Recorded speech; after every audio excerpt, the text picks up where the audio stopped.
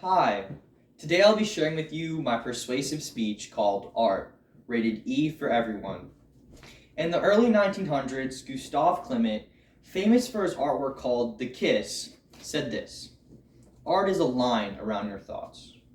I couldn't think of a more profound statement that encapsulates the idea that to think is what makes us alive, but to create art from those thoughts is what makes us human. My name is Moshe Uriel Baton, and since I was able to wiggle a line in my food as an infant, or listen to my mother sing me a song, I have been benefiting and making art, and so have you. Humans have been recorded to make art for over 40,000 years. It's as much a part of the human experience as daydreaming, eating, or even language. In 2016, we discovered a detail artwork depicting the surrounding fauna that changed the way people understood our most basic primitive ancestors. We couldn't conceive of art or even conceive of the value of art until we had higher order consciousness, says Benjamin Smith, who is a rock art scholar at the University of Western Australia. He said, "The implications are revolutionary. They smash our most common ideas about the origins of art and force us to embrace a far richer picture of how and where our species first awoke. Just as it has from basic cave painting days, art has embedded itself in the way we live and the way we share our experiences. Today, art has grown into a diverse assortment of modalities. Art can be product-based, like making a bowl out of wood or clay, or it can simply be process-based art, which means you create art simply for the joy of creating, like singing a song or writing a comic, without a product to show for your effort. Both types of art have value, and in fact, art has a big factor in what helps humans flourish. American philosopher and psychologist Abraham Maslow has a model that shows the hierarchy of human needs. On the bottom are the basic needs, like air, food, and sleep.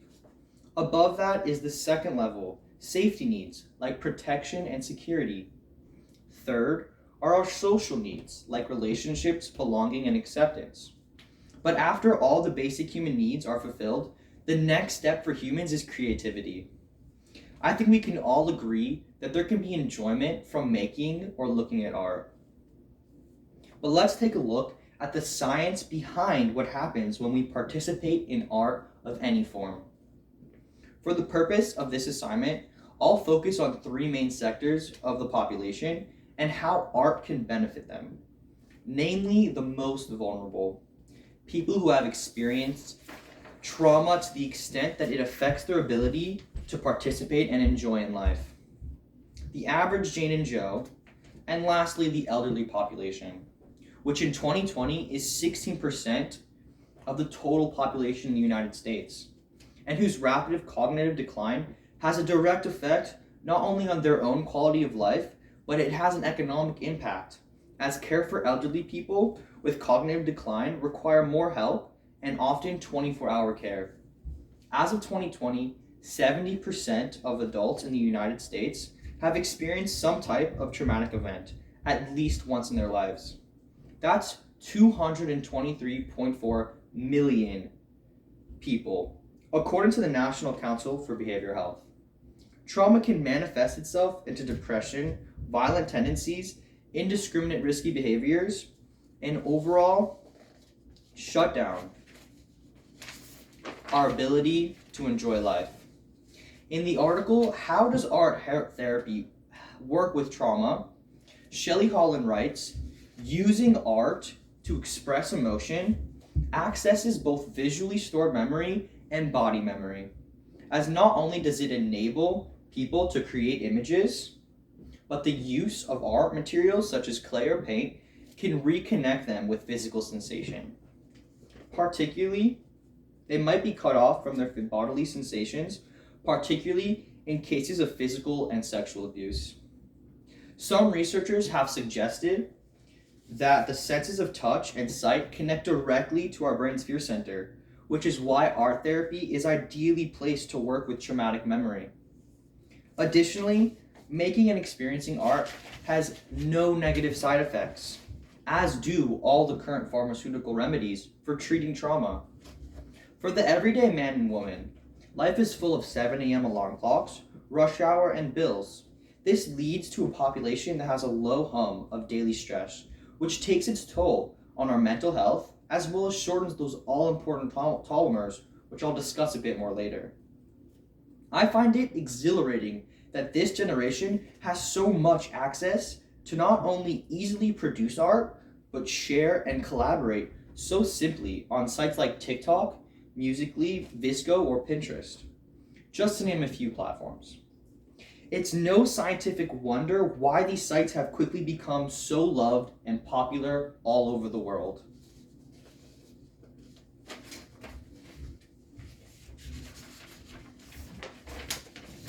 Malka Garb, a lead strategist for NPR, whose focus on health and brain development, she weighs in sharing that it helps you imagine a more hopeful future. Engaging in any sort of visual expression results in the reward pathway in the brain being activated. The reward of being happy is more valuable than ever during these COVID times. A leading group of scientists and mental health experts across the UK pulled data trying to find out which activity in lockdown was leaving people feeling the happiest and most engaged.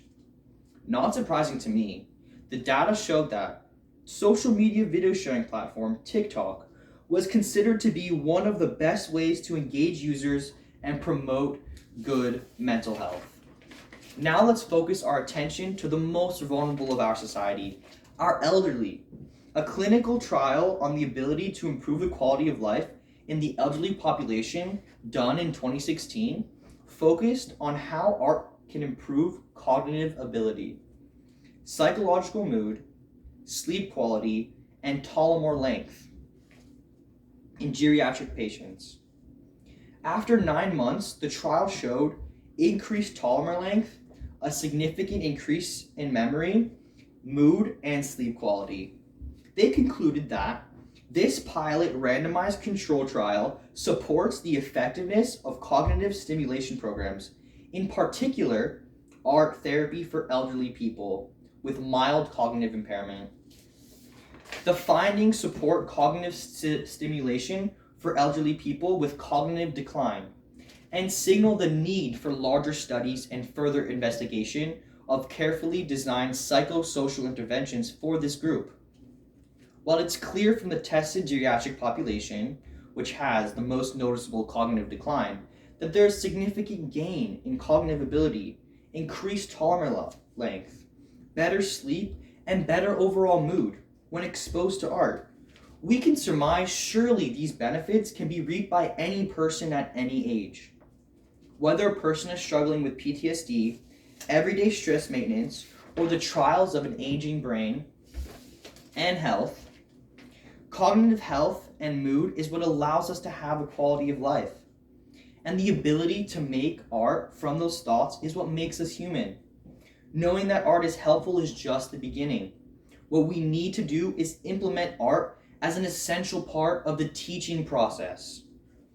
Pass the standard kindergarten and include it in all areas of higher education.